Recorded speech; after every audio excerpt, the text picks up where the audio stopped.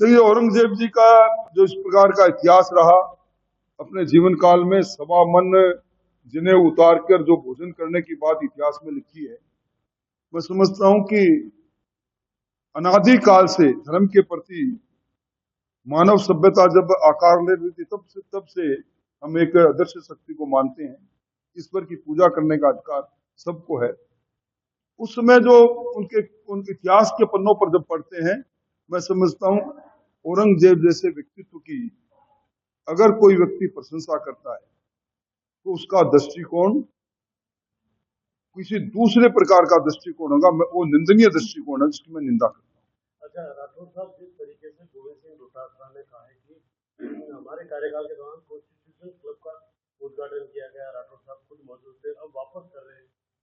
देखिए, दुर्भाग्य है, कांग्रेस पार्टी के नेता ये भूल जाते हैं कि सरकार के समय में कोई भी निर्माण हो, वो राजस्थान के 8 करोड़ लोगों के द्वारा दिए गए कर के पैसों के आधार पर होते हैं।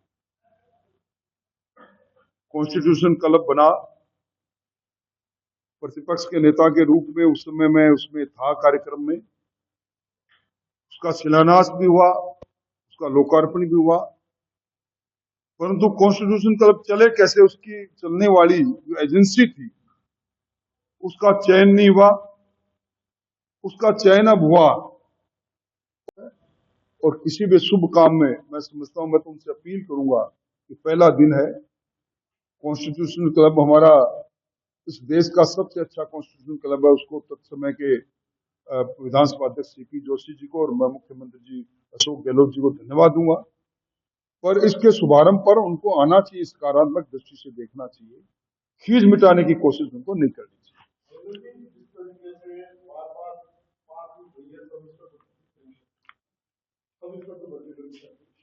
सरकार एक्शन ले रही है, कोर्ट कह रहा है, सरकार खुद विरोध कर रही है। अब जब वो का डायरेक्ट पूरा हो गया, वो बैठे हैं, सरकार डायरेक्ट जारी करती है, मिल जाएगी, कभी 8 को बर्खास्त करता है, कभी 10 को बर्खास्त करता है, वो वापस कोर्ट जा रहा है। जिस मुद्दे को लेकर आप चुनाव में आपकी सरकार बनी, उसको 1.5 साल तक क्यों नहीं पूरा करना चाहिए? तो ये मंत्रिमंडलीय समिति बनी, मंत्रिमंडल समिति ने अपनी अनुशंसा दी है, और व्यक्तिगत तौर पर अगर मुझसे पूछो तो मैं भी चाहता हूं कि इस निर्णय की स्थिति में सरकार को निर्णय जल्दी करना चाहिए। हम भी इसके पक्ष के हैं, क्योंकि अनिर्णय से असमंजस पैदा होता है। मुख्यमंत्री जी से मिलकर भी मैं इस बात को कहूंगा, जल्दी निर्णय हो, ये मैं भी चाहूंगा। हाईकोर्ट में तो आज अभी भी लंबित है मामला, और इस बार हाईकोर्ट में सरकार के ने कहा भी है कि हम इस पर निर्णय करेंगे। मैं समझता हूँ जल्दी निर्णय हो जाएगा।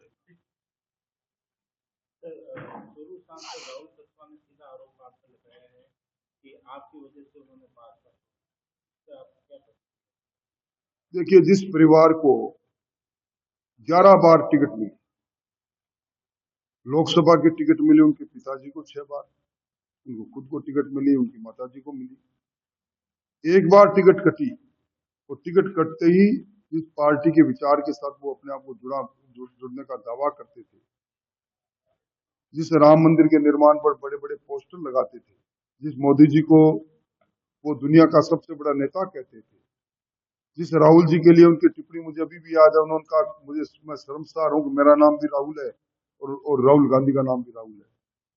वो पीठ में खंजर मार के सामने चले गए, और अब वो कह रहे हैं कि उन्होंने पार्टी छोड़ी, मेरकान छोड़ी। अवसरवादिता क्या इससे ज्यादा हो सकती है? क्या कोई व्यक्ति कह सकता है कि मेरा अधिकार है कि मैं जो पार्टी से चाहूंगा वो पार्टी करे, मुझे और मेरे परिवार को टिकट दे, तब तो वो पार्टी ठीक है, माँ है, वरना पार्टी खराब है। मैं समझता हूं उनका ये बयान अपने आप में विरोधाभासी बयान है। वो अवसरवादी व्यक्ति थे, और अवसर पर टिकट नहीं मिलने पर उन्होंने पार्टी लाइन को तोड़ा।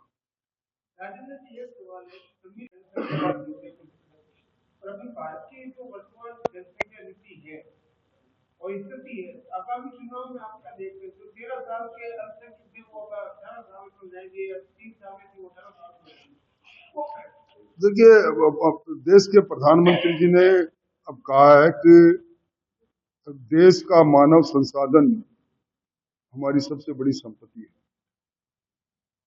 हम आज विश्व के सबसे बड़े बाजार के रूप में भी सामने हैं, परंतु जनसंख्या नियंत्रण पर सरकार की नीति आज भी वो है और कल भी वही थी। नियंत्रण होना चाहिए, नियंत्रण हो भी रहा है, पर जनसंख्या के आधार पर हिंदुस्तान को बांटना, ये नीति कहाँ की है, ये मेरे समझ में नहीं है।